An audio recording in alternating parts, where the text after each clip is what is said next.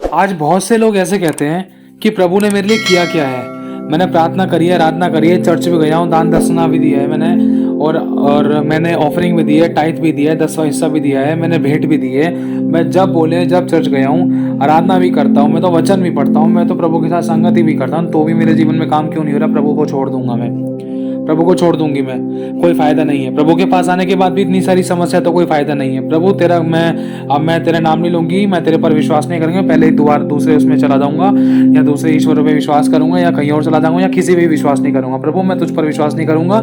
ना तो मैं चढ़ जाऊंगा, ना चढ़ जाऊंगी, ना आराधना करूंगी, ना प्रार्थना करूंगा, और ना ही चर्च में शकल दिखाऊंगा, और ना ही वचन पढ़ूंगा, ना ही मैं कोई सर्विस को अटेंड करूंगा। मतलब ये सारी बातें करके ना हम परमेश्वर का ना दिल दुखाते हैं। एक बात कहना चाहता हूँ, जब इंसान अपनी अभिलाषाओं के कारण, अपनी गलती के कारण समस्या में पड़ता है ना, जब किसी प्रकार की परीक्षा में फंसता है, तो फिर इन दो तरीके के निशाने बनाता है। पहला क्या? शैतान को। दूसरा बनाता है परमेश्वर को, कि शैतान ने मेरे साथ ऐसा क्यों कर दिया। फिर उसके बाद बनाता है परमेश्वर को, कि परमेश्वर ने मेरे साथ ऐसा क्यों कर दिया। वो तो सब कुछ कहता है ना, वो तो सबको बचाने वाला, छुड़ाने वाला, आशीष देने वाला, चंगा करने वाला, छुटकारा देने वाला है वो, और हमारी जरूरतों को पूरा करने वाला है। उसने मेरे साथ ऐसा क्यों किया? क्या उसको नहीं पता कि मैं उससे प्रार्थना कर रही हूँ, आराधना कर रही हूँ, और उसके साथ संगति कर रही हूँ, चर्च भी जा रही हूँ, लेकिन फिर भी मेरे जीवन में काम क्यों नहीं हो रहा? मैं एक बात कहना चाहता हूँ मेरे भाई और बहनों, आज बहुत बार है ना, हम लोग परमेश्वर को दोष देते हैं और उस पर दोष लगाते हैं, उसकी कमियां निकालते हैं, उसके वचन का अनादर करते हैं, और हम ये भी बोलते हैं कि मैं चर्च नहीं जाऊंगा, मैं नहीं करूंगा आराधना, मैं नहीं करूंगी प्रार्थना, या मैं बाइबल नहीं पढ़ूंगी, अब मेरे को यीशु मसीह के भवन में नहीं जाना है। इससे अच्छा तो हम पहले वही ठीक थे, या पहले ईश्वरों की जो पूजा पाठ करते थे, या कोई दिया धूपबत्ती करते थे, या कोई मतलब झाड़ फूक करते थे, इससे पहले तो वही ठीक थे। एक बात कहना चाहता हूँ, हम ऐसा मना करके, परमेश्वर के भवन का तिरस्कार करके, उससे दूर होकर क्या हमें कोई जिंदगी मिल सकती है? समझने की कोशिश करना, अगर जिंदगी मिलने होती ना तो पहले ही मिल जाती। हम आज हम यीशु के पास नहीं आते। एक और बात कहना चाहता हूँ, आज हम बोलते कि यीशु मसीह, मैं तेरे नाम पर विश्वास नहीं करूंगा, तेरे नाम की प्रार्थना नहीं करूंगा, तेरे भवन नहीं जाऊंगा, चर्च नहीं जाऊंगा, आराधना प्रार्थना नहीं करूंगा, वचन नहीं पढ़ूंगा, तो इसमें हम किसका नुकसान कर रहे हैं? हम अपना ही नुकसान कर रहे हैं। परमेश्वर का क्या जा रहा है अगर आप चर्च नहीं जाओगे तो? परमेश्वर का क्या जा रहा है अगर आप प्रार्थना नहीं करोगे तो? प्रार्थना कर रहे हो तभी तो आप बचे पड़े हो। आपको लगता है आपकी प्रार्थना आराधना नहीं सुनी जाती है, आपको लगता है कि आपके जीवन में चमत्कार नहीं हो रहा, लेकिन समय समय आपके जीवन में चमत्कार हो रहा है। आपकी गिनती उन मुर्दों में नहीं है, आपकी गिनती उन लोगों में नहीं है जिनको कोरोना हुआ था, आपकी गिनती उन एक्सीडेंट्स के केसेस में नहीं है, आप लोगों की गिनती उन बीमारियों के हॉस्पिटलों के बड़े बड़े केसेस में नहीं है, आप इमरजेंसी में नहीं पड़े, आप वार्ड में शिफ्ट नहीं हुए। समझने की कोशिश करना, ये छोटी बात नहीं है, ये बहुत बड़ी बात है। आज हम कहते हैं ना कि प्रभु तूने मेरे लिए किया क्या, वही बताना चाह रहा हूं मेरे भाई और बहनों। आज हम बोलते हैं ना कि प्रभु तूने तो मेरे लिए कुछ किया ही नहीं, मैंने इतना आराधना प्रार्थना कर ली, इतने दिन से समय से मैं तेरी आराधना कर रही हूँ, प्रार्थना कर रही हूँ, वचन पढ़ रही हूँ, चर्च भी जा रही हूँ, मैं तेरा तो धन्यवाद भी करती हूँ हर बात में। प्रभु मैं चंगी क्यों नहीं हो रही? मेरे को छुटकारा क्यों नहीं मिल रहा? मुझे आशीष क्यों नहीं मिल रही है? और मेरे जीवन में चमत्कार क्यों नहीं हो रहे हैं? प्रभु ऐसा क्या करूँ अब मैं तुझे क्या दूं? प्रभु तू मेरी नहीं सुन रहा तो किसकी सुनेगा? मतलब परमेश्वर से हम इस तरीके से लड़ने लग जाते हैं जैसे वो हमारा दुश्मन है, और ऐसे लड़ने लग जाते हैं जैसे हमने बहुत कुछ परमेश्वर को दे रखा है और वो लेकर बैठ गया और वो हमें कुछ दे रहा नहीं है।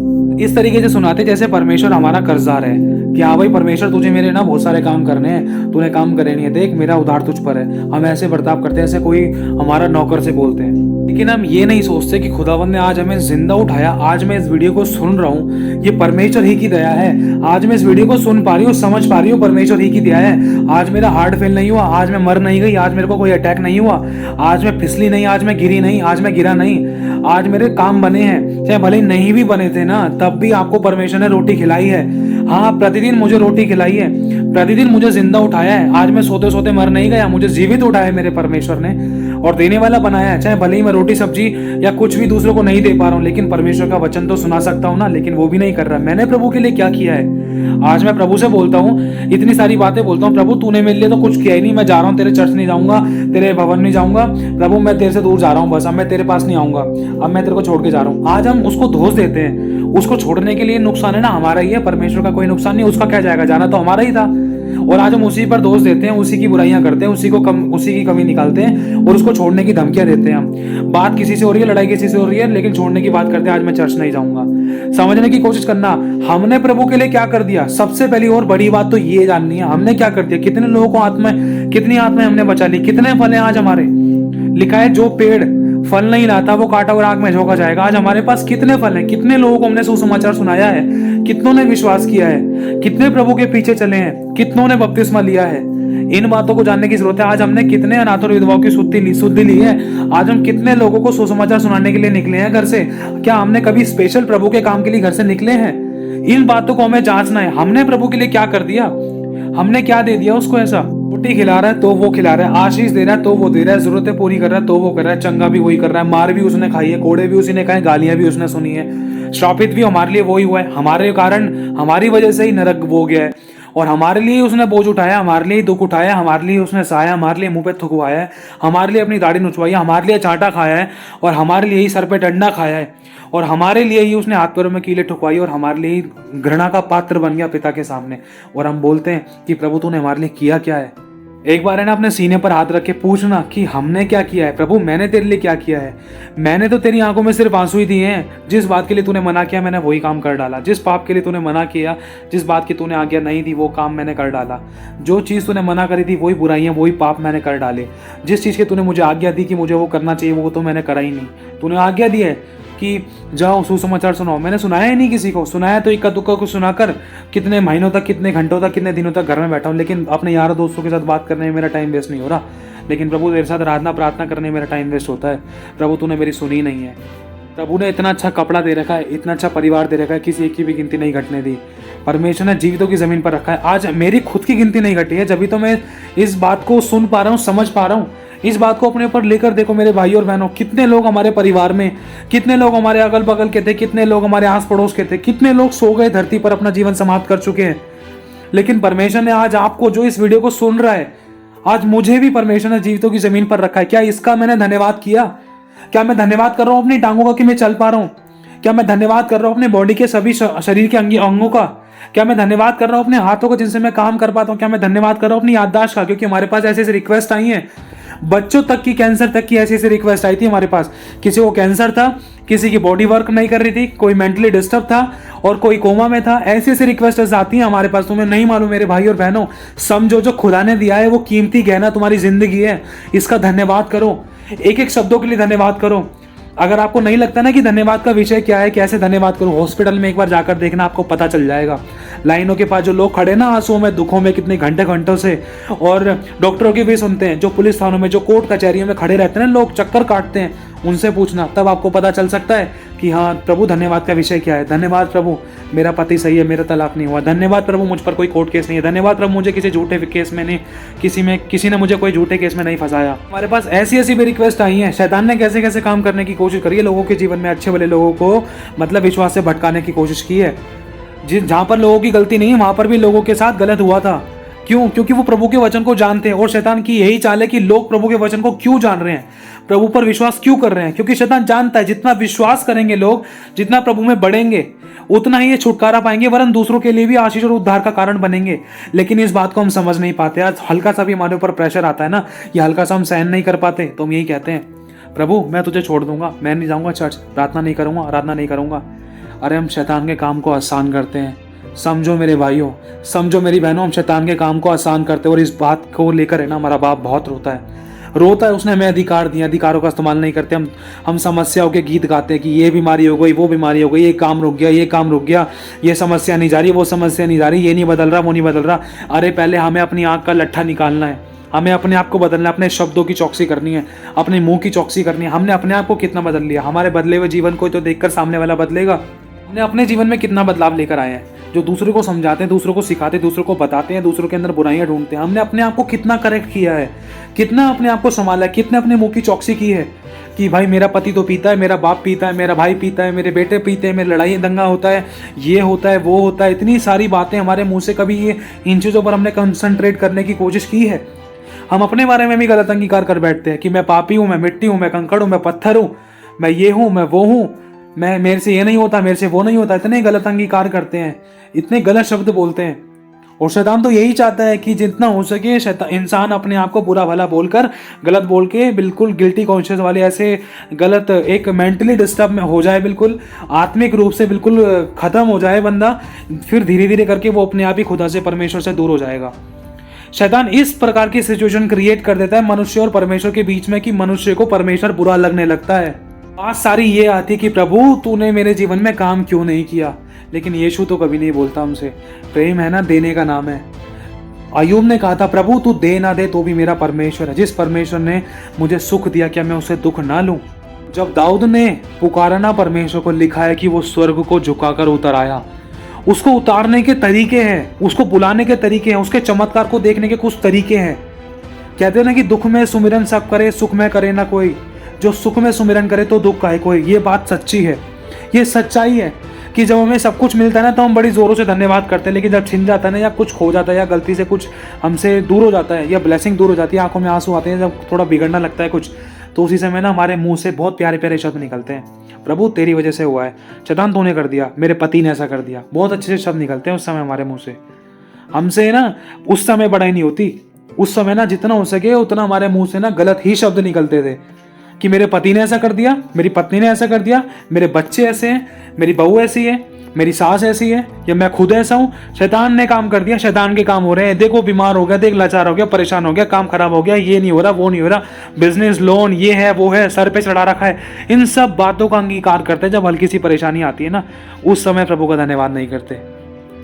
उस समय ना हम प्रभु से भी लड़ बैठ जाते हैं। प्रभु तेरे पास आने के बाद भी ऐसा ही होना था, तेरे पर विश्वास करने के बाद भी इतनी सारी समस्या मेरे जीवन में आनी थी, तेरे नाम पर विश्वास करने के बाद, तेरे चर्च जाने के बाद, वचन और आराधना प्रार्थना करने के बाद, वचन पढ़ने के बाद भी, तेरे सरमन सुनने के बाद भी, टाइथ और ऑफरिंग और धन्यवाद और दशमांश की भेंटें देने के बाद भी, प्रभु मेरे जीवन में समस्या क्यों है, तेरी वजह से ऐसा हुआ है, ऐसी क्या कमी छोड़ दी मैंने। हम बुराइयां निकालते हैं। उस समय हम चुप लगाकर नहीं सहते।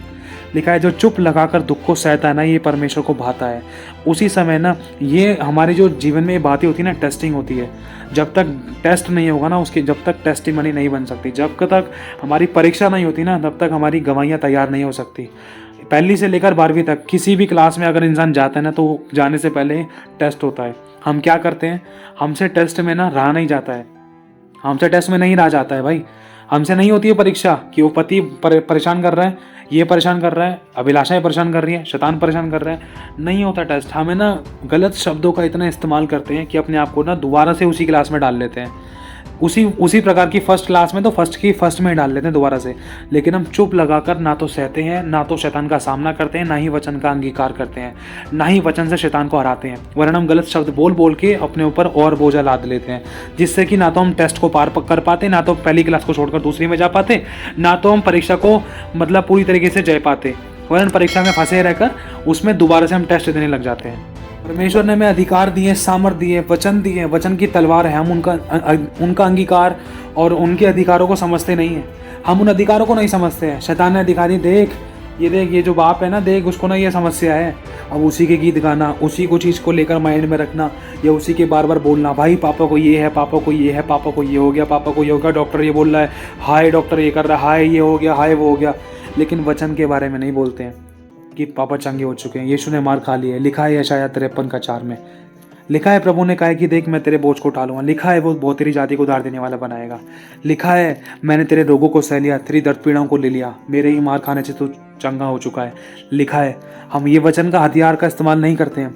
हम बस जितना हो सके उतना गलत शब्द बोल बोल के परमेश्वर को अपने विरोध में कर लेते हैं। फिर लास्ट में शैतान की यही चाल होती है जो सक्सेस हो जाती है कि मनुष्य परमेश्वर के इतना विरोध में हो जाता है कि परमेश्वर का मुंह देखना भी पसंद नहीं करता है, परमेश्वर के भवन में जाना पसंद नहीं करता है। क्योंकि हमने ऐसी गवाहियाँ सुनी है, हमने ऐसी गवाहियाँ सुनी कि चर्च में जाने के बाद भी कुछ नहीं होता, प्रभु के पास जाने के बाद भी कुछ नहीं होता। ऐसी गवाहियाँ हमने सुनी हैं। क्यों? क्योंकि मनुष्य अपने अंदर की खोट को, अपने अंदर की बुराइयों को, कमियों को नहीं निकाल कर वरन दूसरों के अंदर कमियां खोजता है। हमें अपनी बुराइयां नहीं दिखाई देती है, अपनी कमियां नहीं दिखाई देती है, अपने गलत शब्द नहीं दिखाई देते, वरन ये वाली बात दिखाई देती है, भाई मैंने प्रभु के नाम से प्रार्थना करी थी, बस काम नहीं हुआ। इसी बात को पकड़ कर रखते हैं। लेकिन हम ये नहीं सोचते कि काम करने का तरीका या चमत्कार को अपने जीवन में देखने का तरीका है क्या। उस बात को समझने की कोशिश नहीं करते हैं, उन बातों को करने की कोशिश नहीं करते हैं। प्रभु ने क्या है? प्रभु ने कहा है कि कर्म बिना विश्वास मरा हुआ है। जब हम काम ही नहीं कर रहे हैं ऐसे, तो उस विश्वास के द्वारा चमत्कार को हम कैसे देख पाएंगे? यीशु मसीह ने कहा था, जब लाजर मर गया था तो यीशु मसीह ने कहा था कि लाजर सो रहा है, लेकिन चेलों ने कहा था प्रभु वो मर गया है, और क्या कहते हैं, और लाजर की बहनें कह रही थी कि प्रभु वो तो मर गया, उसमें से बदबू आती होगी। आज हमारा विश्वास ऐसा ही है जिस हमारे विश्वास में से बदबू आती है।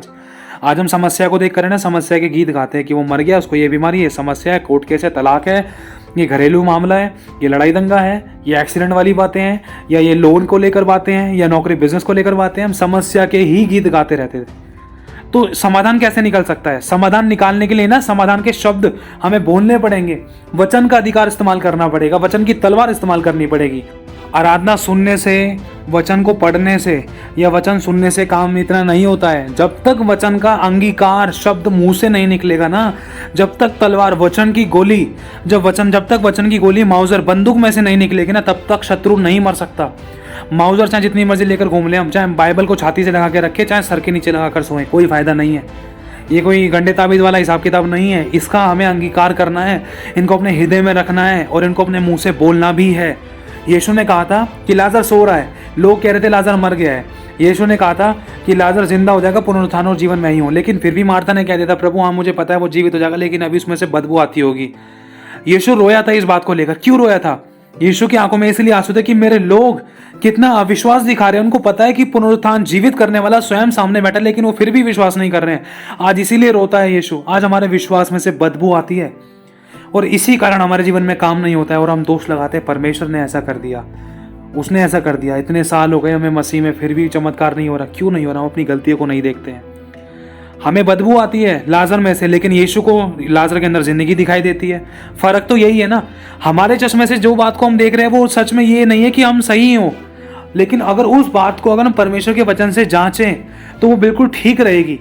क्यों? क्योंकि परमेश्वर का वचन एक ऐसा आईना है जो हमें हमारी दाग धब्बे झुर्रियों को दिखा देता है, हमारी कमियों को, हमारे अविश्वास की बातों को, बुराइयों की बातों को, हमारे हर प्रकार के दाग धब्बे झुर्री और फुंसी फोड़ों को दिखा देता है कि हम जीवन में कहाँ पर लैग कर रहे थे, कहाँ गलतियाँ हो रही थी, कहाँ पर हमारे जीवन में बुराइयाँ थी, कहाँ पर अविश्वास की बातें थी, कहाँ पर निकम्मी झूठी या बुराई की बातें हो रही थी या हमारे द्वारा किसी के जीवन में हो रही थी। वचन वो आईना है जो हमें बिल्कुल जांचता है और परखता है और आर पार छेद देता है। लेकिन यीशु को जो चीज़ दूसरे लोगों को, मार्था और मरियम को, वहाँ के सभी लोगों को बिल्कुल ख़त्म दिखाई दे रही थी, मरी हुई दिखाई दे रही थी, बदबू आ रही थी, लेकिन वही चीज़, वही मनुष्य जो मर गया था, यीशु मसीह को सोता हुआ क्यों दिखाई दे रहा था? क्योंकि यीशु जानता था अपने शब्दों की ताकत, और वही ताकत यीशु ने, परमेश्वर ने आपको और मुझे दी है। कहा नहीं है कि लिखा है जो जैसा तू बोलेगा वैसा तो हो जाएगा, मैं तेरे मुंह के फल का सर्जनहार हूँ, मैं तेरे मुंह के शब्दों को क्रिएट कर दूंगा। इस बात को शैतान जानता है, इसीलिए वो समस्या के अंगीकार कराता है। क्यों? समझने की कोशिश करना मेरे भाई और बहनों। मार्था और मरियम के आगे शैतान ने ये वाले गीत क्यों गवाए थे कि लाजर मर गया, उसमें से बदबू आती होगी, लेकिन यीशु ने तो नहीं गाए ये वाले गीत। यीशु ने तो बोला नहीं वो सो रहा है, क्योंकि सोने वाले जागते हैं, यीशु जानता था। समझना मेरे भाई और बहनों, मैं फिर से कहना चाहता हूँ, सारी शब्दों की ताकत है। हम अपनी गलतियों को नहीं देखते हैं, हम दूसरे पर उंगली उठाते हैं। 3 उंगली हमारी तरफ होती है और अंगूठा दिखाता नीचे अधोलोक की तरफ, और हमारी गलती के कारण अधोलोक ना खुले। लिखा है अधोलोक ने तो बेपरिमाण अपना मुंह पसार रखा है, वो तो तैयार था मेरे भाई और बहनों। इसीलिए लिखा है कर्म बिना विश्वास मरा हुआ है। अगर खुदा को छोड़कर अगर कहीं चले भी गए ना, उसके बाद तो जिंदगी, मैं गलत नहीं बोल रहा, क्योंकि हमने ऐसी ऐसी गवाहियाँ सुनी है अभी कुछ टाइम पहले, कि मैं बुराई नहीं कर रहा, दोष नहीं लगा रहा, किसी की कमी नहीं निकाल रहा, लेकिन अनुभव से बताना चाहता हूँ। कुछ लोग ऐसे हैं जिन लोगों ने, जो शायद प्रभु के पास से जाने के बाद जो सही से नहीं रह पाए, और शायद किसी ने फांसी भी लगा ली थी। मैं नाम नहीं लूंगा, लेकिन मैं बताना चाहता हूँ, फांसी भी लगा ली थी। क्यों? क्योंकि खुदा के साथ अच्छा रिश्ता ना होने के कारण और खुदा से दूर होने के कारण।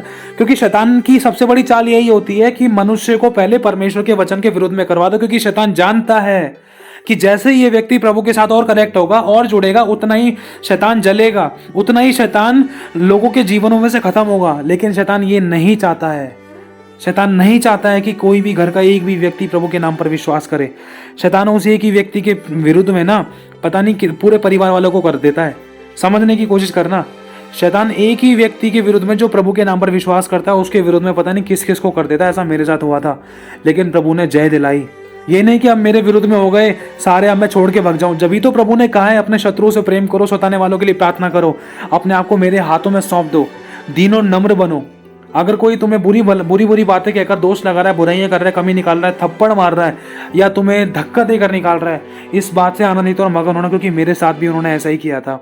लेकिन एक टाइम ऐसा आएगा कि हमें दुख देने वालों की संतानें भी हमारे पास सर झुका कर आएगी। उसका वचन कहता है ऐसा मेरे साथ हुआ है, मेरी वाइफ के साथ हुआ है। मैं आपको इसलिए बताना चाहता हूँ कि चाहे कुछ भी हो जाए, खुदा को कभी मत छोड़ना, क्योंकि शैतान की यही चाल है, अगर खुदा को छोड़ दिया तो घर की जिंदगी, मतलब घर क्या, जिंदगी खराब करने वाली बात है। जितना पहले खराब थी उससे तो ज्यादा ही, क्योंकि शैतान को पता चल चुका है अगर ये दोबारा चला गया ना प्रभु के पास, अगर ये दोबारा चला गया यीशु के पास, तो फिर तो बिल्कुल पूरा छुटकारा पालेगा। इसलिए अब इसको नहीं जाने देना। तो शैतान पूरा जोर लगाता है कि एक व्यक्ति जो प्रभु के नाम पर विश्वास करता है वो वापस आ चुका है, अब वो विश्वास नहीं कर रहा, लेकिन अब वो दोबारा चला गया तो शायद विश्वास में मजबूत हो जाए।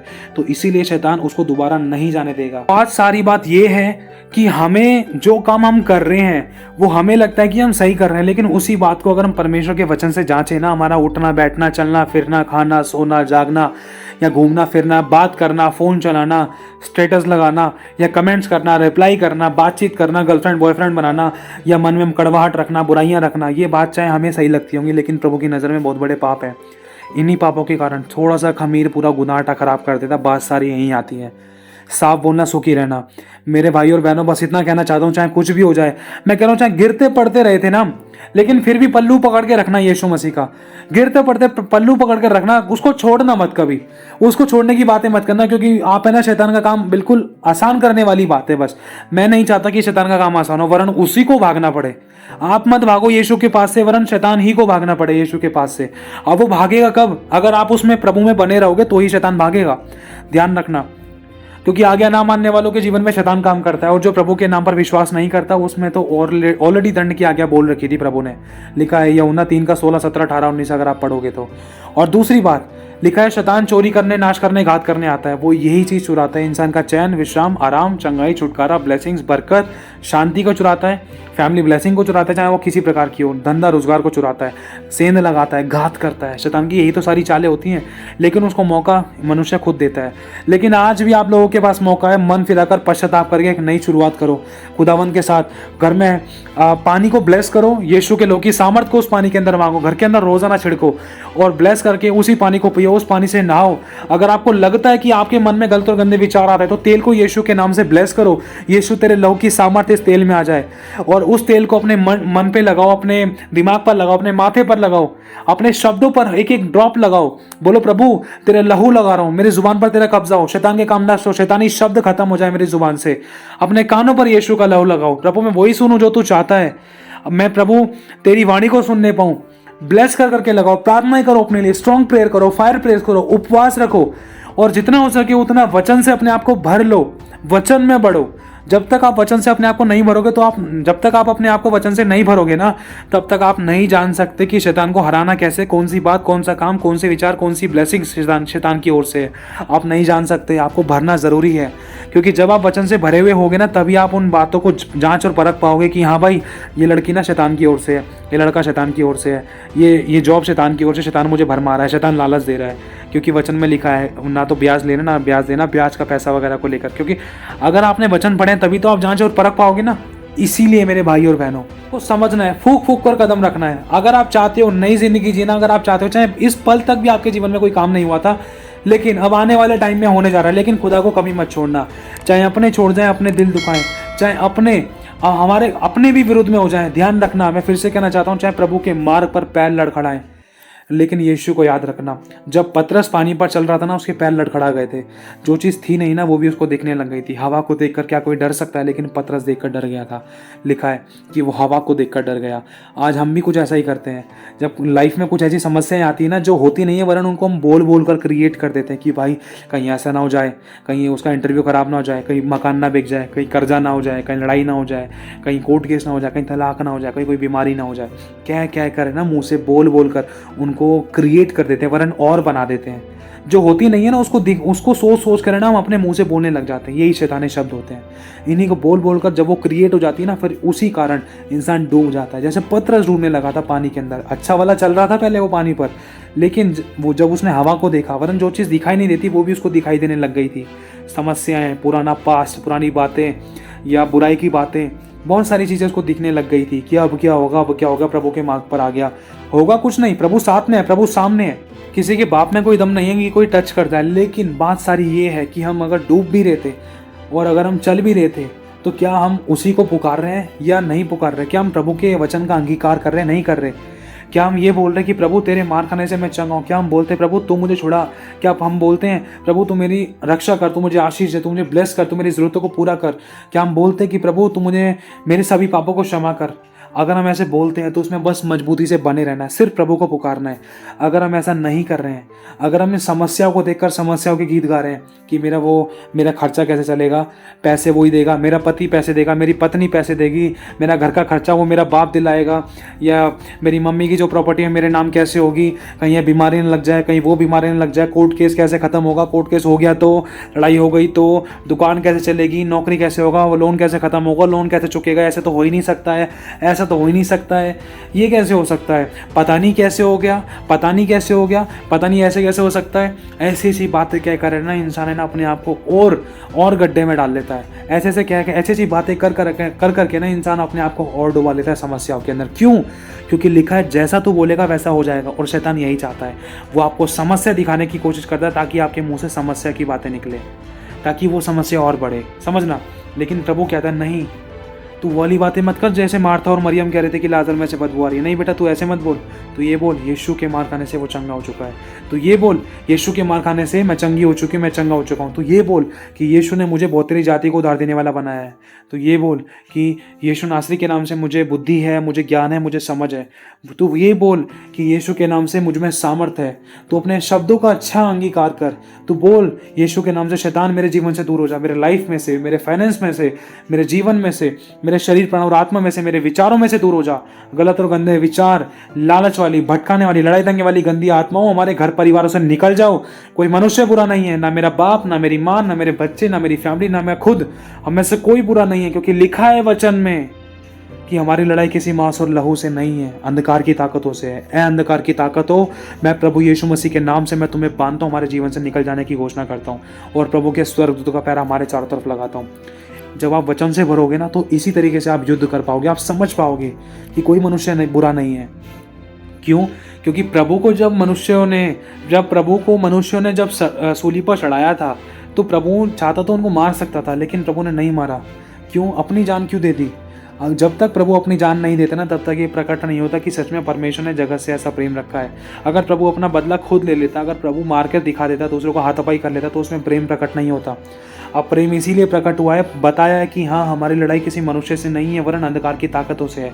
लेकिन उन अंधकार की ताकतों को मारने के लिए भी हमें अधिकार दिए हैं, हथियार दिए हैं। लिखा है पहले परमेश्वर के अधीन हो जाओ, फिर शैतान का सामना करो, तब वो तुम्हारे सामने से भाग जाएगा। आएगा तो वो एक द्वार से, लेकिन 7 द्वारों से भाग कर जाएगा वो।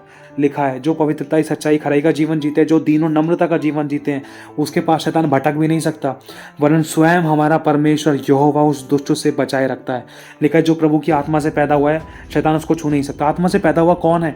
जिसने पिता, पुत्र, पवित्र आत्मा के नाम से बपतिस्मा लिया, जो यीशु के नाम पर पूरे दिल से विश्वास करता है और उसी के मार्ग पर चलता है, वो प्रभु के नाम से, प्रभु के आत्मा से पैदा हुआ है। तो मेरे भाई और बहनों, इन बातों का ध्यान रखना, खुदा को कभी मत छोड़ना।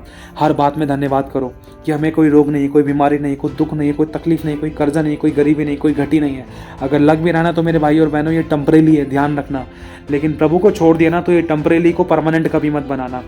इसलिए मेरे भाई और बहनों, मैं कहना चाहता हूँ, जो भी आपको लाइफ में समस्या लग रही है, बस इस बात का ध्यान रखना वो हमेशा के लिए नहीं है। लेकिन अगर आपने प्रभु को हमेशा के लिए पकड़ के रखा है, चाहे प्रभु तू दे ना दे तो भी मेरा परमेश्वर है, तो ध्यान रखना उसको आपकी चिंता इतनी ज़्यादा होगी, इतनी चिंता आपकी कोई घर परिवार वाला नहीं कर सकता। ऐसा हमारे साथ हुआ है, क्योंकि जब हमने अपने आप को पूरा समर्पित परमेश्वर के आगे कर दिया कि प्रभु तू ही है, मेरा अगला पिछला, आगे पीछे, ऊपर नीचे, दाएं बाएं सब कुछ तू ही है, कोई किसी का सर पर हाथ नहीं है मेरे, सिर्फ तेरा ही हाथ मेरे सर पर है।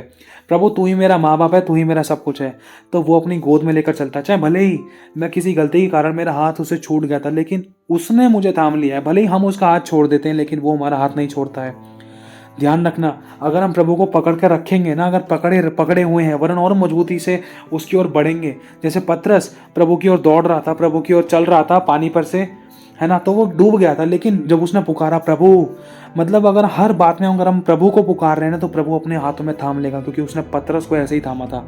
लिखा है जब पतरस डूबने लगा, जब संसार में, समस्या में, दुखों में, परेशानियों में, तकलीफों में, आंसू में जब वो हो गया, तो उसी समय उसने बोला प्रभु मुझे बचा। तो लिखा है उसी समय यीशु ने उसको आगे बढ़कर हाथ पकड़कर उसको थाम लिया। थामने का मतलब जैसे एक माँ अपने बच्चे को अपने सीने से थाम लेती है ना, वैसे उसने थाम लिया। और थामने का मतलब ये नहीं कि थाम लेगा तो छोड़ देगा, नहीं, लिखा है दूध पिलाने वाली माँ तुझे छोड़ देगी लेकिन मैं कभी नहीं छोड़ूंगा। तो आज हम प्रभु को छोड़ने की बातें ना करें, क्योंकि उसके सिवा तो कोई अपना पूछने वाला नहीं है, उसके सिवा कोई आंसू पोंछने वाला नहीं है।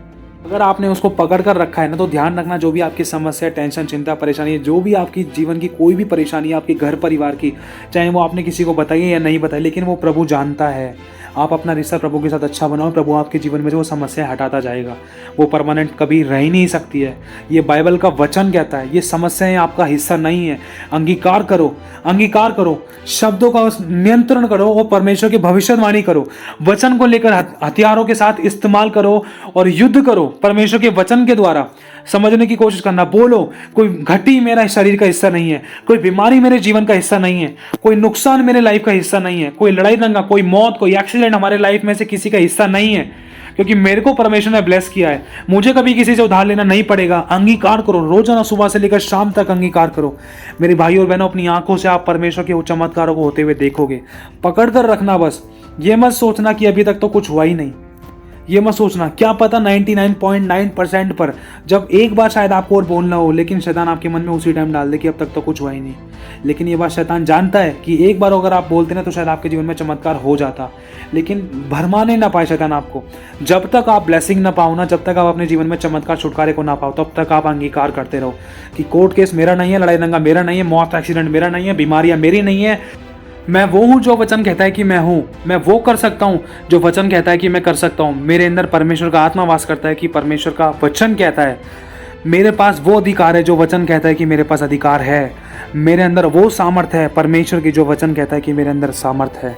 मेरे साथ वो सर्वशक्तिमान परमेश्वर काम करता है जो वचन कहता है कि काम करता है। मेरे अंदर उस परमेश्वर का आत्मा वास करता है जो वचन कहता है कि उसका आत्मा वास करता है। मेरे अंदर उस परमेश्वर, सामर्थी परमेश्वर की ताकत, बुद्धि और ज्ञान और समझ है जैसा कि उसका वचन कहता है।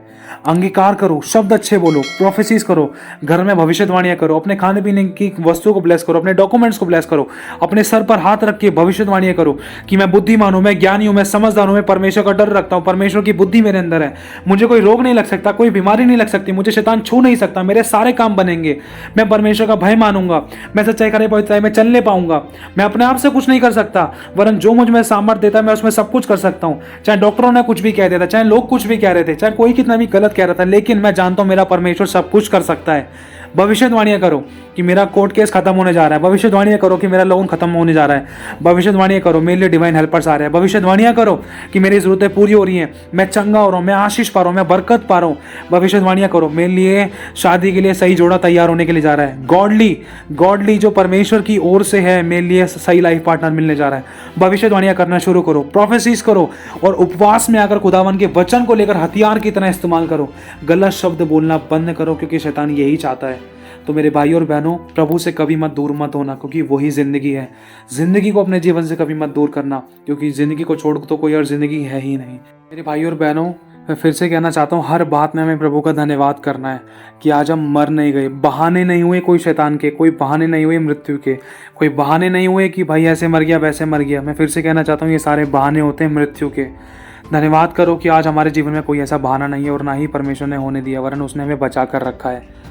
एक बात बताना चाहता हूँ, ध्यान से समझना कि एक है ना, बहुत अमीर बाप की औलाद है ना, अपने घर के कांच में से झांक कर देखता है। एक बार एक कबाड़ा बीनने वाले व्यक्ति को वो डस्टबिन में से निकाल कर कुछ खाता है, तो वो अमीर बाप की औलाद भी कहता है कि प्रभु तेरा धन्यवाद कि मैं उस भिखारी जैसा नहीं हूँ जो उसमें से उठाकर खा रहा है। तो वो भिखारी जब आगे की तरफ जाता है, थोड़ा सा वहाँ पर एक है ना दुकान लगी रहती है जूते चप्पल की, और उस भिखारी की जेब पैर में ना जूते चप्पल नहीं होते, कोई जूते ना ही कोई चप्पल, वरन उसकी जेब भी खाली रहती है और उसके हाथ में कट्टा होता है।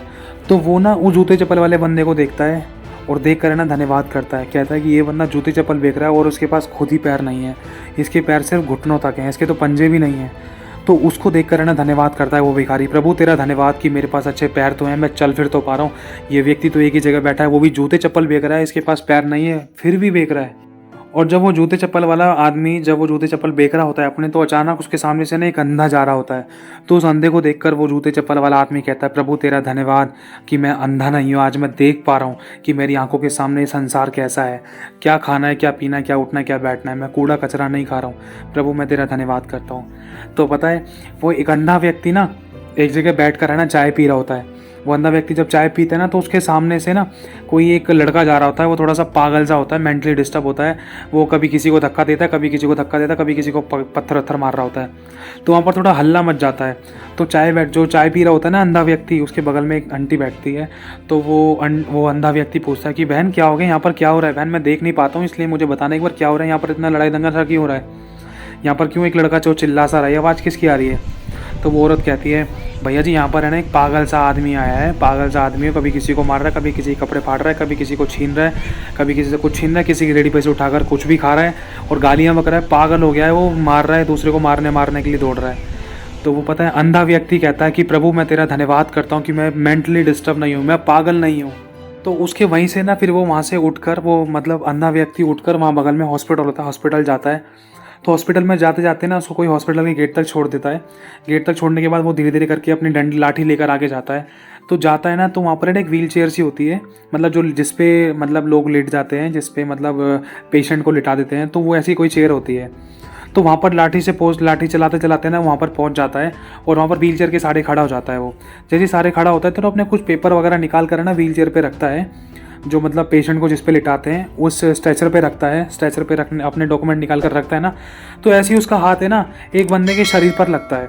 तो वो बोलता है अरे भैया सॉरी मुझसे गलती हो गई, मुझे नहीं पता था कि यहाँ पर कोई लेटा है, सॉरी मुझसे गलती हो गई, आपके कहीं चोट तो नहीं लगी? तो बोलता है उसको कोई आवाज़ नहीं आती, उस अंधे व्यक्ति को कोई आवाज़ नहीं आती। तो वो कहता है भाई जी आपको कोई दिक्कत तो नहीं है ना, मैंने आपको हिलाया या आपकी कहीं चोट वोट तो नहीं लगी? मैंने यहाँ पर डॉक्यूमेंट वगैरह रख दिया, आपकी कहीं गलत जगह तो नहीं रख दिया मैंने डॉक्यूमेंट? तो वो अचानक क्या होता है कि वो थोड़ा सा और ज़ोर से बोलता है भाई आप सुन तो रहे हो ना, हिलाता है ना थोड़ा सा।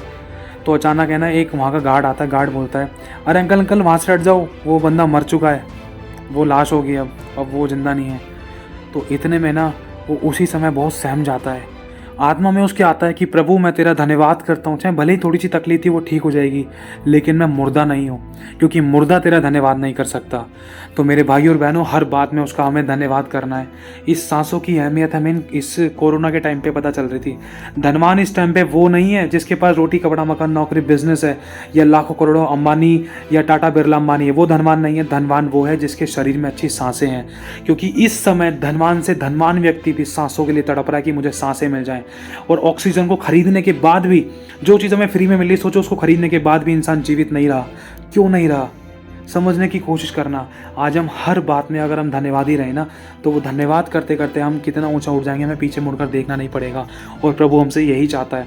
लिखा है कि स्वर्ग मेरा सिंहासन, पृथ्वी मेरे चरणों की चौकी है, तू मेरे लिए कौन सा घर बनाएगा और मेरे रहने का कौन सा स्थान होगा। अरे मैं तो तेरे अंदर वास करना चाहता हूँ, तू हर बात मेरा धन्यवाद कर। लिखा है जो हर बात में उसका धन्यवाद करता है, धन्यवाद का बलिदान चढ़ाने वाला परमेश्वर की महिमा करता है। उसको कुछ नहीं चाहिए, जो आपके पास है ना सिर्फ उसका धन्यवाद करो। मैं कह रहा हूँ चाहे आपके पास एक कट्टा नमक नहीं है, सिर्फ एक मुट्ठी एक चम्मच नमक के लिए भी धन्यवाद करो। जो है ना उसका धन्यवाद करो। मेरे भाई और बहनों इसी तरीके से ना आप आगे बढ़ सकते हो, इसी तरीके से ना आप अपने जीवन को उन्नति में होते हुए देख सकते हो। आपको किसी मनुष्य के अंदर कोई बुराई दिखाई दे रही थी, तो उसकी बुराई के लिए नहीं वरन उसके अंदर की एक अच्छाई के लिए धन्यवाद करना शुरू करो। चाहे आपके घर परिवार में कोई भी लड़ाई दंगा करता था, पियक्कड़पन था या गाली गलौज करता था, उसकी उन चीज़ों को सोचकर नहीं वरन उनकी अच्छी बातों को सोचकर, यार कितना अच्छा व्यक्ति, कितना प्यार से बात करता है, देख गरीबों की मदद करता है, एक गुण तो उसके अंदर अच्छा है, उस बात के लिए धन्यवाद करो कि मेरे पापा के अंदर वो बात अच्छी है, प्रभु उस बात के लिए धन्यवाद करता हूँ। जब परमेश्वर देखेगा ना कि हाँ जो इसको दिया है उस बात का धन्यवाद कर रहा है, तो उसको मैं और दूंगा। क्योंकि ये छोटे छोटे कामों में, छोटी छोटी बातों में, छोटे छोटे चमत्कारों में जब ये विश्वास योग्य है और धर्मी है और धन्यवादी है, तो मैं इसको बड़ा क्यों नहीं दूंगा। तो यही हमारा परमेश्वर चाहता है मेरे भाई और बहनों। और अगर हम एक तरफ प्रार्थना कर रहे हैं, आराधना प्रार्थना कर रहे हैं, धन्यवाद कर रहे हैं, लेकिन धन्यवाद के साथ साथ अगर हम गलत शब्द भी बोलते जा रहे हैं ना, एक तरफ प्रार्थना भी चल रही है, दूसरी तरफ हम गलत शब्द भी बोल रहे हैं, तो भी कोई फायदा नहीं है। हमें चुप्पी लगानी पड़ेगी अपने गलत शब्दों के लिए अपने मुँह पर, वरन जो है उसका धन्यवाद करना है। मेरे भाई और बहनों प्रभु आप सभी को बहुत आशीष दे, आप सभी को जय मसीह की।